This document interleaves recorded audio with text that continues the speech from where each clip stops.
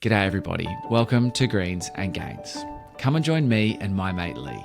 I'm a physio, 3-part wizard and golf addict. And Lee is a PGA pro, a rugby league degenerate and an absolute freak on the golf course. Greens and Gains is two blokes having a chat about how to improve your golf game and feel better about yourself. Why don't you come and join the fun? Well, good morning everybody. Lee Hunt, Tom to Jersey, Greens and Gains again for another week. Hope everybody's had a wonderful week. Tommy, how you going? I'm good, mate. I'm good. I've had a much better week this week. I feel like golf and I are in love again. It's nice. I'm in a good spot. I'm happy to hear you're loving golf. Tommy, great week. Happy to report that there has been no drama in my life this week, which is nice. That's exciting. Well done. Yeah, it is exciting for me. Yeah, that's exciting. So, no, very good, Tommy. I've had a great week. I love that. I love it a lot. I'm glad you've had a good week. We have a big show this week. Before we go any further, a quick word from OnCourse, our major sponsors. OnCourse are Australia's leading network of pro shops. They offer an extensive range of golf equipment, including golf clubs, golf balls, apparel, and accessories from all of the major brands. Plus, you can search for lessons and clinics and club fitting events in your local area run by PGA pros. With 80 sellers nationwide, the OnCourse site offers a wide selection to meet all of your golfing needs. OnCourse are a little bit different to your normal online golf retailers. When buying from OnCourse, you're not purchasing from the giant warehouses or a shop on the street. You're buying from the PGA pros on the ground. That's right, Tommy. You're actually buying directly from the team who know the game better than anyone. PGA professionals and their local club pro shops. You can conveniently shop online with the options of home delivery or click and collect. Check out OnCourse Golf at www.oncourseGolf.com.au. And also, our discount code is still running. So capital GREENS 10 Greens 10 will get you a further 10% off. The Black Friday sale has been running over the last week. I'm not sure if it'll still be running by the time this podcast airs, but you should go and check it out. Good deals, great prices. It is well worth a look, and they are the guys that know the game best. So go check them out. Fantastic. I believe that code has been used a lot, Tommy. So the everybody who's been using the code, keep going. We love it. It keeps OnCourse supporting us, and that keeps us doing the pod. So well done. Absolutely. And it's a nice reflection of the power of our listener base, which is really cool. So thank you, guys. Thanks for using it. We really appreciate it. It's awesome. Thanks for the support. All right. We have a question, Lee. Question time. Blair from Sutherland. Question time, baby. Blair from Sutherland has sent through an email, and this was tacked on to the end of a long email about oysters, the Barnbougle trip, and how many oysters he's going to eat while we're away. Blair from Sutherland has said, another suggestion, I am full of them today. Perhaps on the next pod, or at least on a podcast prior to the golf trip, there can be discussion on the best golf travel bags and any good deals that might be available. Now, this is an interesting point, Lee, because I've actually nicked or borrowed your golf bag on my last trip to Barnbougle, and that thing is the Rolls Royce of golf bags. It is unbelievable. Yeah, it is, Tommy. And what I can say to people out there, don't be like Tommy. Buy yourself your own and use your own. But there is only one travel bag to get if you're serious about traveling and walking through an airport. For those people who've gone and bought a cheap travel bag, you walk through the airport, you're hanging onto it with your right or left hand, your shoulders getting ripped out. You need to go get yourself a Sun Mountain Club Glider. I've got one. All my members who come on my golf trips have got one, purely because they see me at the airport and you can wheel it around with one finger. It's the most amazing thing ever invented for golf travel. It's the best. The Sun Mountain. Unbelievable. I'm going to put a photo of this up so that people can see what's going on. It's your classic golf trip golf bag. It's got a firm shell around the top of the club, so shafts aren't going to break and heads aren't going to break and all of that, which is like, that's normal. That's what we expect from a good quality golf bag. The kicker, right? Literal kicker. The wheels, it has like the two base wheels. There's two other wheels that stand out at a 90-degree angle. So your bag stands up on a 45 degree, it's almost like a trolley. It's a trolley. It's unbelievable. And you can load it up, Tommy. Like I know when I travel, I put my golf shoes, I put clothes, I put everything in it. A couple of pairs of golf balls, everything I could fit in that thing, I put in it. It all fits, and it probably weighs 25 kilos. That's all it sort of needs, and it feels like nothing when you're walking through the airport. It's sensational. And the best thing is if you've got one, you're the envy of every other golfer that's there, lugging their 2 cent golf craft bag cover. Like they're the best. They are the best. They're unbelievable. And this question has come from Blair, who is my brother-in-law, Blair from Sutherland, and he was on the last trip I did to Barnbougle, and I had your bag. So where this question has come from is he has seen me wheel this bag through the airport, been furious, and decided he needs one for our trip in June of next year. So we'll be getting one in for you. We'll have one in a size Blair. Size Blair. They're a constant in my golf shop. They're always in stock. I can't keep them on the floor. You just got to keep ordering them. They're brilliant. So if your wife or spouse or partner or friends are looking for a gift for you, that's perfect. Obviously, somebody needs to get your flights down to Barney for the Greens and Gage trip. Somebody else maybe can get you the golf bag. It's unreal. Yeah, it's a great thing. It's a great thing. Okay, now we also had some more feedback from a dear friend of ours, Fitzy from Allianz, the Fitz from Bondi. The Rooster. He's a greenskeeper. Yeah, he is. The Rooster, sorry, from Allianz, my mistake. The Rooster. He's a greenskeeper and dear friend of the pod. And we had a conversation a few weeks ago about metal spikes versus plastic spikes. He is a firm believer that metal spikes are significantly better for the green. He reckons the plastics tear them up. Well, that's what I said last week. I thought the early plastics that came, they ripped the greens up like a lot. So that's why I believe it's just because it's cheaper to manufacture, Tommy. Yeah, and I think your point about the clubhouse is valid too. So watch this space. Are we starting a revolt? Like is that what we're doing? Do I need to order some metal spikes to the golf shop? Or? Can you just buy some short nails? We're all going to smash them through the bottom of our golf shoes. Well, Fitz is obviously an expert in his field. So he sees the greens more than anybody. And if he believes they tear them up more, well, I'm going to have to believe the Fitz. It'd be interesting to know if is there anybody out there still wearing metal spikes. So I doubt that. We should head down to an op shop or something. There's got to be some at an op shop or a cash converters or something like that. Someone will have a pair somewhere. Someone's got to have a pair. We need to borrow. Send them in to us. If you got tinea, we'll we road don't want test to know. them. No, that's true. Yeah. Okay, my next question for you, Lee. In the vein of like it, don't like it, my favourite segment of the week. Someone has sent us in a photo of a 6 hybrid that they found in their in-laws' garage. Now, 6 is not an unheard of number to be carrying as a hybrid. That's I understand that's fine.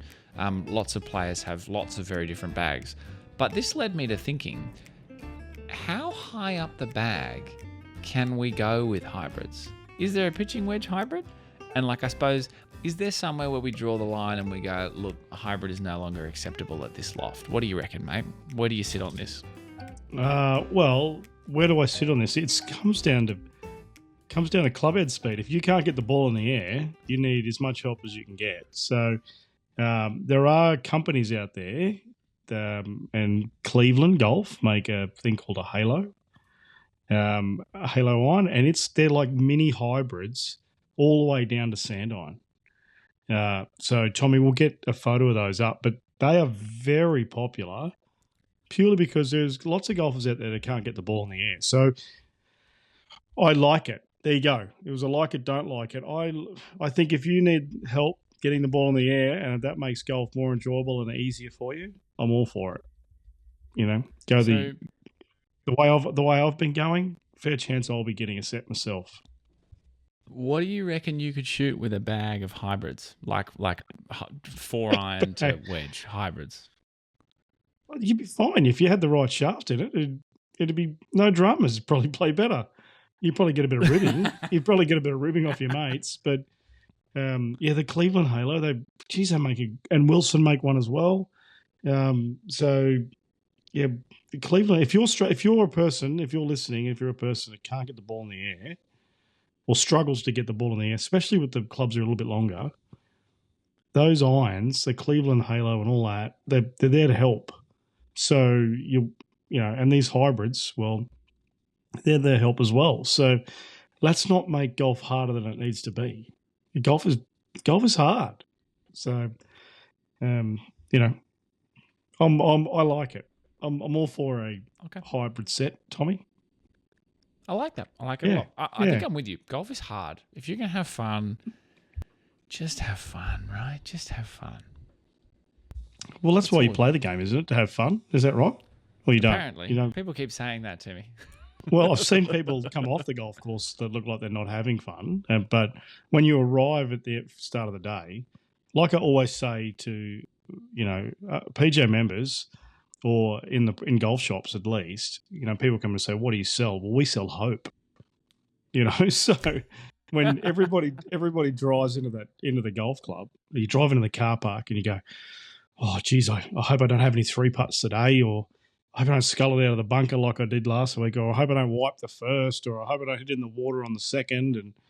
And we sell hope. That's what we're in the business of doing in golf shops, selling hope. I love that. Yeah. I love that a lot. Yeah, we sell hope.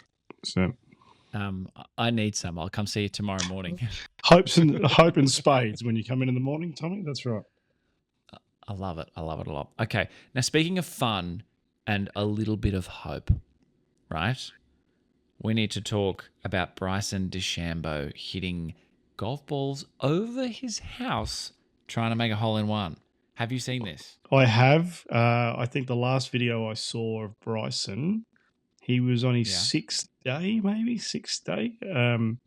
That lines up with my experience of you using the internet. He's on day 10, I think, and you being 4 days behind. That's about right. I don't have time to use the internet like you, Tommy. Yes. Wow, he's on his 10th day of the pod. Well, there you go. I've only seen 6. And he was pretty. No spoilers. Every day it looks like he's going to make it. Yeah, what I said. I tell you what, Bryson. Whoever's managing Bryson, like he had an image problem not too long ago. He had a proper image problem when him and Brooks Koepka were going at it. The rope thing. Brooks was. Yeah. Yes. Yeah. The rope thing, of course. But he had an image issue. Obviously, he's got good people around him now because he's just flipped that on its head. It may be the greatest PR turnaround of all time in golf. It's phenomenal. Well, like the only one I could probably think of, apart from Tiger, who we love a villain. So, but Phil Mickelson at Shinnecock Hills scraped his ball off the green. It was basically cheating in a US Open. And after that, he started, he obviously got some help and got back in the media. That's all changed again, obviously, with Liv. But Bryson, whoever he's surrounded himself with, the content he's pumping out, it's not for everybody. But I caught myself watching him play with John Daly the other day, and he was, John Daly looks like he's just walking death, but he's still going. And they were trying to shoot some ridiculous score around some golf course, and I watched it for trying to break 50. I watched it for 20 minutes. So I don't get much time to watch that sort of stuff. So it's pretty funny. I wonder how many shots it's going to take him to get a hole-in-one in his backyard. I reckon it's the next couple of days. He's got it's tough, right? He's playing over his house. And the house is like Florida. It's not a small house, as you can imagine. And I think it's 100 yards. Yeah, it's a beautiful home. Yeah, 90 meters. Yep. 91 meters. Yep. And it's like a tucked front pin. It's like 1 meter on. Hitting off a range mat. There's old stinker range mat. Yeah. It's pretty. I reckon it'd be funnier if he just necked one straight into the glass, to be honest. But surely he's got enough money. Surely you just one of them you hit a 4-iron and just smash it through the house. No, it's pretty cool. Yeah. It's pretty cool. It's electric. If you're not watching that, go and follow him on his social media channels. It is just so much fun. You're going to love it. It's so good. Yeah, it's pretty cool. All Pretty cool. right. There have been a few more leaks online this week. There's more equipment coming. Who would have thought? It's the end of the year. There's more product coming. It's all hitting 7 meters further. We should be all hitting at 500 meters by now. It's an exciting time in golf. All I'm saying is, Yeah. if you are somebody who likes gear, get on the forums, go have a look. There's a lot of exciting stuff coming. There's always one guy that leaks it. Yeah. Yeah. So no matter who it is and where. It doesn't matter who. Yeah. There's always one guy, and I feel sorry for the equipment companies that make us sign these bits of paper to say we won't share it. Obviously, just someone only this. I don't even know why they get us to do it anymore, because it comes out. Everything comes out really quickly. So all it takes, one person. Yeah. I'm a skeptic. I think the companies may leak it themselves. I suppose it's good publicity. That's all publicity, isn't it? Yeah. Anyway, so we'll all get to see it. We've seen it, Tommy, which is great, but people will get to see it. We saw another company this week, Tom, didn't we? Wilson Golf. So they got some pretty cool stuff coming. They've really stepped up their game the last 5 or 6 years, Wilson Golf. So if you're a Wilson Golf loyalist, it's coming back to the golden age now. So watch this space. Plenty of good, exciting things coming in the world of golf equipment. And we will have a whole stack of stuff for you soon. Please be patient. It's coming. All right. It is time to talk about golf and how you and I are playing and what we're working on this week. And it's been a big week in the lab for the two of us, hasn't it, mate? It has been a big week. Tommy. I got a golf lesson this week. Okay. We are going to come... You've been through a journey. Call it the 6 stages of grief and learning. We're going to come to that. We're going to come to it. I think it's 7 steps. We're going to golfing and all. Yeah. 7 steps. Yeah. Okay. Yeah. Stay tuned. We're going to go through at least 7 steps shortly. Go get a strong drink. Yeah. Get a strong drink. Have a break. If you're just arriving at work now, pull the car over. Get a coffee. Chew on that later. Yeah. Yeah. Don't headbutt get prepared. The car. Get prepared anymore. Yeah. Okay. I need to talk to you, Coach, about what I've been working on, and then we're going to come through and talk about your golf lesson. Okay, Tommy. So, hit me with it. I told you before, golf and I are in love again, and I think the prospect of not playing the black tees this weekend is exciting. Never seen so many golfers come into my golf shop after 4 rounds of club champs and go, "What tees are we going off today?" And me saying the white tees, which is the shorter course. High fives, hugs, back slaps, bum taps. Tears of joy. Oh my God. People were they loved golf all of a sudden. So, oh, mate. It was unbelievable. It's funny how much of a difference 30 to 50 metres makes, isn't it? 10, 15 metres on each hole makes. Yeah, exactly. Oh, there's a few holes where you kind of, where's the back tees, and you turn around and it's a bit of a walk, but it adds up, right? It was water torture, club champs. They just... Yeah, water torture. But anyway. It's like I've been released from prison. I am excited. Yeah, it's great to see everybody now, play well.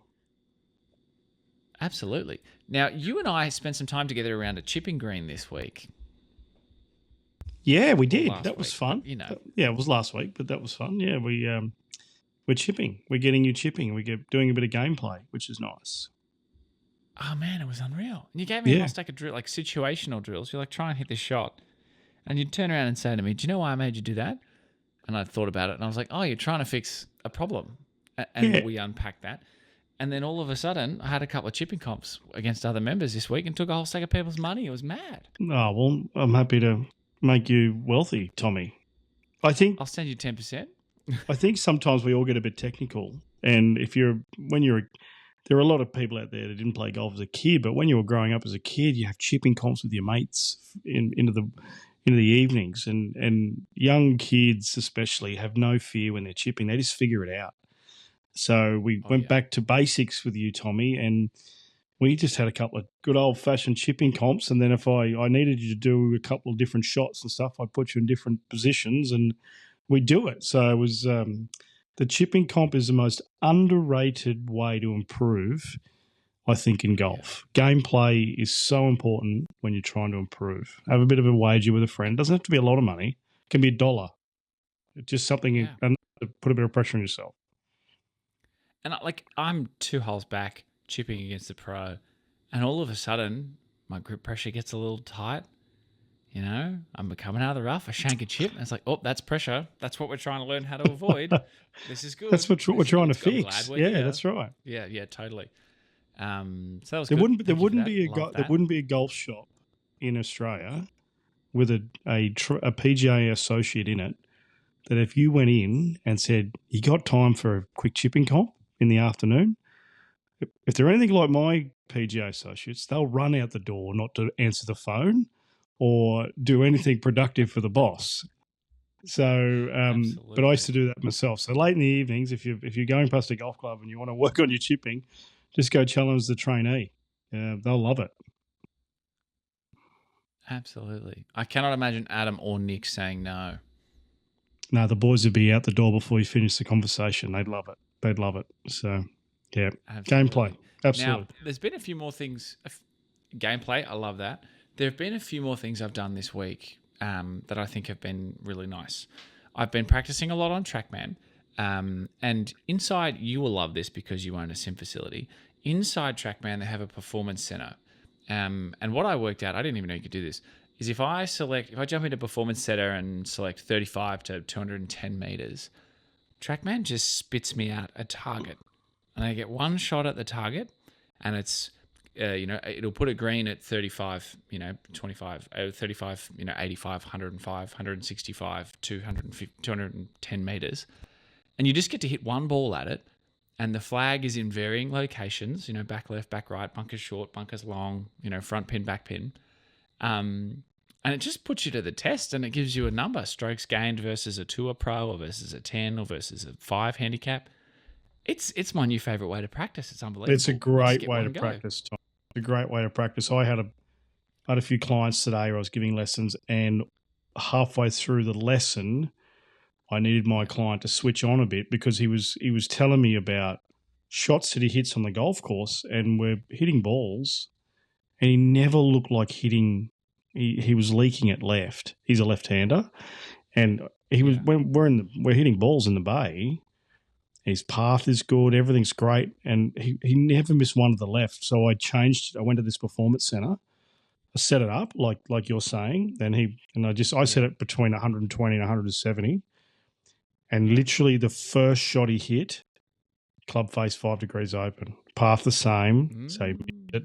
Second shot the same. Third shot the same. So that little bit of added pressure, he went back to his pattern that he's been struggling with on the golf course. So then we worked on rectifying that under the pressure. And so if you can get yourself to a TrackMan facility, that performance center, Tommy, well done. Well done for doing that, because that is a great way of practicing. Keeps it interesting. And I only get one go. So if I Yeah, one jump into hit. the range, I might hit a bad one and then spend 20 minutes trying to hit a good one. I hit a good one and I feel like I'm playing great golf. Performance center, it's like 110 meters. You hit a shank and it's like, great, you lost a shot to a tour pro. You move it's on. -1 strokes gained. Yep. And then it's like, all right, your next one's 160. Good luck. Well, it's amazing that. It's just like the golf course, huh? And you'll never believe it. I lined up. I had my full pre-shot routine, and all of a sudden, things were okay. I played pretty well. Pretty pleased. It puts pressure on you, but you also have the ability to hit a good shot under that pressure, which I think is invaluable to gaining confidence. So if you know you pull it off under a bit of pressure, or when you're playing in your local comp and you want to par the last to get a 2-pointer to have 37 points, and you pull it off and you go, great, I've done it. That's a massive shot of adrenaline, and you play better golf. So practice with purpose. Not everybody's got access to a sim range, but if you do, they're popping up all over the country. Do yourself a favour, get down to one, and I think it's I think it's better practice than going to the range, hitting horrible yellow golf balls that are inconsistent. You don't have the same flight, so yeah, get yourself to one of those. They're just brilliant. They're brilliant to get the data and brilliant to pressure yourself. So good job, Tom. I think you're right with data, right? You look at it and you're like, oh, my face is 5 degrees open. Great. I can identify why that ball didn't go where I wanted it to, or what the error was, which is kind of cool too, right? Yeah, well, that's like that client I had today. His golf swing did not change. The path numbers, the attacking, everything was the same. He just left the club face 5-6 degrees open every time. So we had a chat about that. We worked on that. We went back to the, and worked on getting the correct club face angle at impact. Who would have thought? Yeah. And all of a sudden, the improvement was there. So I think the data is important. It can be used in the wrong way, but if you get some advice from PGA professional, you're definitely going to come out the right side of it. So yeah, really, really good way to practice, mate. I love that. I love that a lot. And the second thing, we talked about putting mirrors last week. I have a putting mirror, right? Good. I have not made a putt outside of about 10 feet in probably 6 weeks. And I putt well. So I expect to make one, maybe two of those minimum around. So I got the putting mirror out. The facility that I practice at has a putt view green. So I just turned the projectors off and all that. And I just went and made, 25 3-footers with the putting mirror. And what I immediately discovered, because, you stand, I don't know if you've ever used a putting mirror if you're at home listening to this, but you stand over the ball and the mirror shows you where your eyes and your shoulders are in relation to the ball. In your reflection, essentially. And it's really, the first time you look at it, it's quite confronting. It's a bit of it kind of messes with your brain and your eyes a little bit.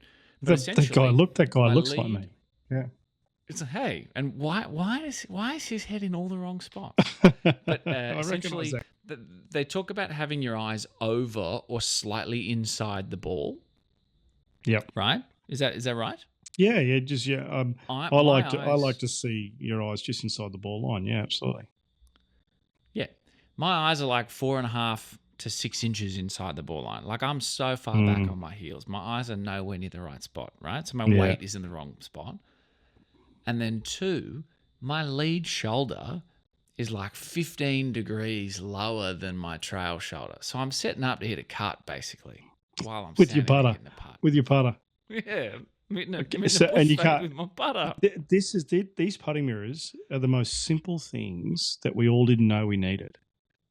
They're inexpensive and they help. I jumped on the World Putt putting mirror and I fixed my shoulder alignment and I put my eyes, which is really just my weight, over my feet in the right spot. Yep.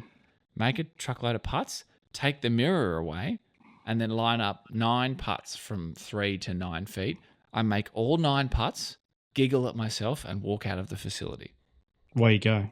That's right. I get my young bloke to practice. We're lucky enough to have a big putting and chipping green in our backyard. So I get my son, Noah, who, he's only just started the game, but I get him to use the putting mirror most nights for 10 or 15 minutes. He gets on the putting green at the back and he uses it. And you know what? He's been playing the game 6 months and his putting stroke's already better than mine. And he understands that you've got to stand it correctly. So, and it's like getting a wheel alignment in your car. So you'll get out of sync. It's just maintenance. You've just got to get it done. You can do it for 10 minutes before you tee off every Saturday or Wednesday or whenever you play. Just do it for 5 or 10 minutes. The wheel alignment is such a good analogy. It's like giving yourself a golf lesson. You're like, oh, my eyes are in the wrong spot. My shoulder. It's the cheapest golf lesson you'll ever get. And like you line it back up, and then all of a sudden, I don't know, my contact cleaned up. So like I'm hitting the ball right out of the center of the face. The ball's rolling end over end, and everything went in. And I was like, okay, I'm done. See you later. Then you move on. That's it. You don't need to spend hours, 10 or 15 minutes. That's it. at the start or at the end of your session Mate. or before you tee off. Cameron Smith does it, and if you watch him putt, it clearly works. He is a robot. That guy does The not putter in hand. miss. Yeah. So, yeah. So that was my week this week. I feel like I've turned a bit of a corner. I'm really looking forward to it. I'm playing tomorrow. I'll let you know how I go. I have no expectations. I'm going to have a fun morning. I love that. Beautiful. Let me know. You, my friend, you've been to work this week. You've been in the trenches, and you've recently been discharged from the psychiatric facility of bad golf / denial after a long stay. Yeah. This is 7 steps. Talk to me, babe. Talk to me. I would like to apologise firstly to every golfer out there who's ever watched a YouTube video or an Instagram video or whatever and come to me for a lesson and said they're struggling, because I've underestimated how much they are struggling, because I think I'm one of you. I think I'm one of you. Tommy. I'm one. So how it all started, I was struggling with my chipping.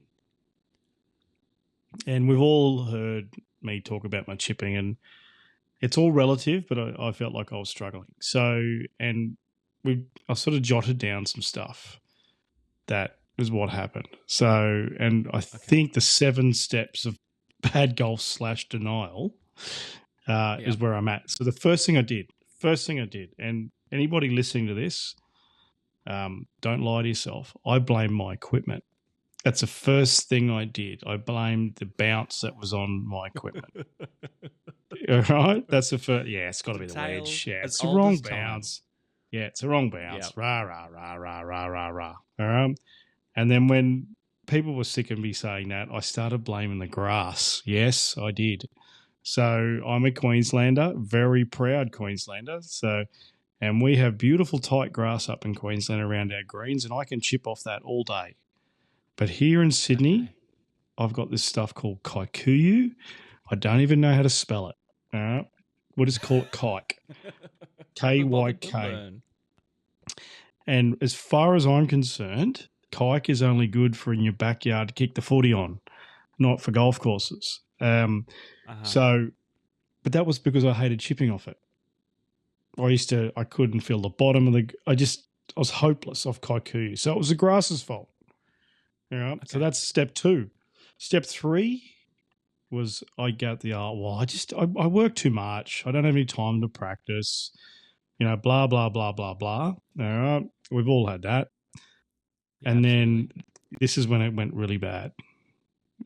I watched a YouTube clip of a golf pro who was all about make sure you get steep when you chip. And then I watched a YouTube thing 30 seconds later. It said, make sure you're shallow when you chip. Now, both of these coaches are brilliant coaches, but they've got different philosophies. Okay. All right.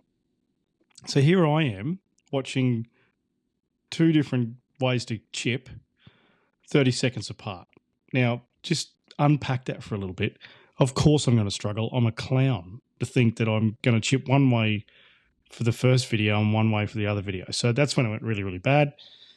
Did you just try and hit really, really, really down? Oh, you should have seen Tommy. I was in my studio and I had the ball all the way back and I'm jamming the blade into the ground, oh my God. And then I'm going, well, that's not working. So hang on, I'll put the ball all the way forward and I'm hitting up on it and I'm being shallow and oh my God, it was so bloody bad. Like honestly, and I'm one of you. All right, so I had no idea, Arthur or Martha.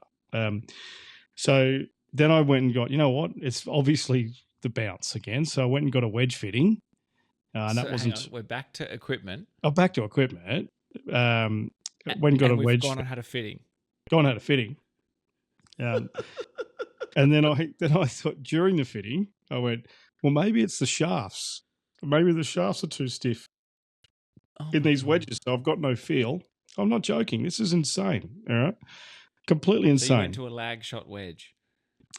Yeah, lag shot. I could see why. I could see why people buy all this stuff now. I get it. You do anything not to chip bad, or hit it bad, or do whatever you do. And just quickly, Yep. how bad a place are we in by this point? We're in the fitting, I'm in the fetal and we're position. starting to blame shafts. I'm in the fetal position. I'm in the fetal position. When you start, the next thing was I was going to buy a chipper. You know those bloody chippers that you can buy. That. Yeah. Yep. So anyway, that's how It's like a bad I was wedge holder. putting. I was putting a lot from off the green. All right, and convincing myself that was the Yep. right shot to play. Putt it up Yep. there. Don't take it, lay up Lee. But I was putting anyway, and I was doing it because I couldn't chip. So, and then I asked a colleague who is a great player who I coach, ironically, to give me a little chipping lesson, which he did, and it was brilliant. And then I was chatting with another colleague who said, "Send me your numbers off TrackMan," which was great of him to do that, and so I did. And then I had a friend send me a message through DM, like DM. What do you call it when you send it through Instagram? Whatever. He sent me a message. Yeah, he slid into He your said, DMs. "Lee," he slid into my DMs. There you go, There mate. you are. Let me know if I can help. Let me know if I can help. So I went out to Warwick Jews at New South Wales Golf Club. So Okay. Warwick, you saved my life. You saved my life because I was about to quit the game. So I went out to Warwick. You saved my life. Yeah, not even joking. I went out to Warwick. So I turned up for my lesson. This was on a few days ago now. And I'm hitting a few chip shots at New South Wales around the chipping green. I'm feeling pretty good about myself because the grass is pretty tight. So Warwick wanders over. "G'day, Lee. Hey, pro. How you going, mate?" The niceties. And he says, "Right, hit a couple of chip shots." He moved the ball around, moved the flag around. I hit a couple of chip shots. He looked at me and he said, "Are you taking the piss?" That's what he said to me. Yeah. And I said, "No, I'm chipping it." And he goes, "You're not really chipping it. That's not what you're doing, is it?" I'm going, You're holding "Yeah, a putter, mate. mate. What are you doing? Yeah, I'm 135 k's from my house, getting a lesson, paying you money to give me the lesson. I'm in trouble, So, and you know what? Yeah, He okay. fixed me. I spent an hour with him. He fixed me. And the ironic thing is that he told me stuff that I tell students every day about their chipping, but I didn't do it myself. It was unbelievable. Absolutely unbelievable. Okay, so let's do this. What levers did he pull? So, obviously, you talk about a few things that you work on with your clients regularly. Yes. What did Warwick change with you? What levers did he pull? So basically, he got me to hit a few chip shots and then mocked me while he was doing it. And yeah, which was great. Thanks, Warwick. But then I was taking the club away with my chip shots really, really closed and getting the club head stuck behind my body. Now, this is stuff that I tell people every day not to do when they're chipping, and I was doing it myself. So Warwick just made a little adjustment to my grip, made my grip a little weaker, got my palms more facing down to the ground. I'm taking the club back. I've got a lot more loft on the club. The club's on the outside of my hands as I'm taking it back. I'm hitting the ball. I'm hitting in the middle of the club face again. I had the shanks. So if anybody's ever had a hit with me, I had the shanks. I was hitting the odd shank, and I didn't know I was going to hit the shank. It just turned up. I didn't even get a feeling. So all of a sudden I'm hitting the ball in the middle of the club face again because I'm presenting the club with loft. I'm not having to jump out of the road to create loft and back up. So he did a wonderful job, Warwick, and it was super simple, which I like. And I feel a lot better about my game now, which is good.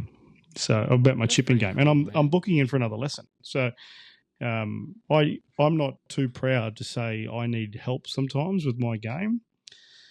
So so I could whinge about my game and not do anything about it and blame. I ran out of things to blame, honestly. So I'm not sure what I was going to blame next. I had nothing else to blame. That's fair. Maybe my grips weren't correct. I don't know. So so you I got a lesson. had a lesson. Yeah. so you've had a lesson, and you're now going to book and go back and have another one. Will you work on the same thing, or are you going to try and unpack different things when you go back? No. So we're going to. I said to Warwick, I said, thanks so much for the chipping lesson. That was great. Next lesson, we're going to work on pitching and up to 100 meters. And then once we've done that, and he's given me some direction of what I need to work on, then we're going to work on 100 to 200 with my irons, and then we're going to work on my driving. So it's a process, and I understand that the golf swing cannot be fixed in one lesson. And I'm going to practice. So you're like properly getting after it at the moment. What's the treatment plan, mate? I've got an issue. This is. I am after. Like, look, we played. You had to give me 6 shots. That was great. I won just. I played it right. I won just. You did. Can we just remind people? I gave you 6 shots, and I think you shot 1 over. No. I was like 6, mate. It was like 6. You bullshit. You were 1 over. You haven't broken 90 since that day. Look, I won. I won golf. Completed it, fair and square. You did win. Yeah, absolutely. But now you're having lessons. You're practicing. Noah's obviously playing, so you're playing more. I'm concerned I lose 5 and 4. No, I wouldn't be concerned. 9. I wouldn't be concerned, Tommy. Listen, the reason I'm doing it is because I expect my students, when I'm helping them and giving them advice, to go away and work on it. So if I'm not going to do that myself, it's pretty hypocritical. And that's why I'm doing it. Do you think Warwick takes bribes? Maybe we could just strengthen your grip the night before the next match. You know what? What I can say about Warwick is, you think I'm not great with tech. I think Warwick's more low tech than me. So he hasn't seen Bryson start hitting balls over the roof yet? I don't think so. I'm not sure if Warwick's even got a TV. So I love that. But I love Warwick. He's a great coach and a friend. And I really appreciate what he helped me with the other day out at New South Wales. We had a sneak peek of the golf course as well while we were there. I just saw some of the changes they've made on 18 and 10, so it was great. That's so cool. And he saved your life. You can chip again. That's exciting. I can chip again. I don't think I'll pull out putter from the fringe anymore. I might chip. That's cool. I'm excited to see you not putt it from 50 meters out after you've pitched with him. That's going to be awesome. I was going to buy one of those Callaway Odyssey chippers, the ping chipper, Yeah, I was going to buy one of them next. Look good in your bag, pro. That'd be awesome. It would look good, yeah. Or I was just going to buy a 6 hybrid, Tommy, and bunt it along the ground. Yeah, the Cleveland Halos. Bring them back, baby. Bring them back. A full set of Cleveland Halos. Thanks. Yep. Good, thanks. I like that. I like that a lot. Okay.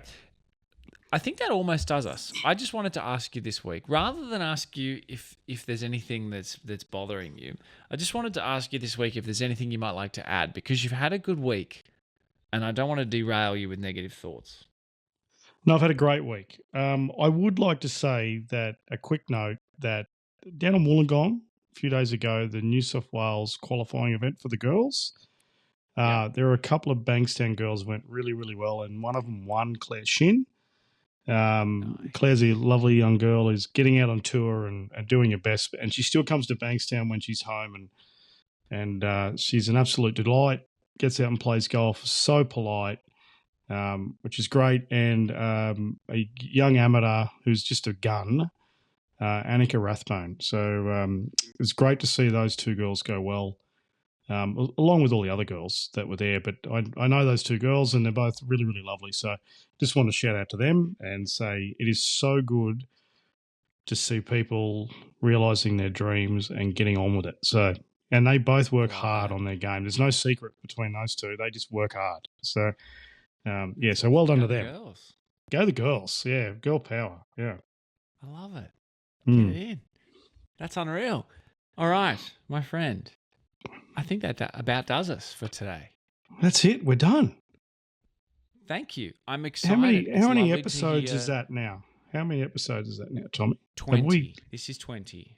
20. 20 straight. And every Monday. Apparently, a whole stack of podcasts don't make it to 21. So we're going for beers after 21. I'm Oh, excited. bring on the beers. Yeah. Bundaberg rum and 4X gold. Good thanks. Oh, cane champagne. Mm. Look, I'm excited to hear you're in the gym, you're practicing, you're working hard. I'm looking forward to losing 5 and 4 in our benchmark cup 2, and owing you dinner. It's going to be a delight, my friend. It's cool to see you working your ass off. Thanks, mate. I hope so. All right. I'll catch you soon. Good on you, Tommy. Have a great week, everybody. Play well.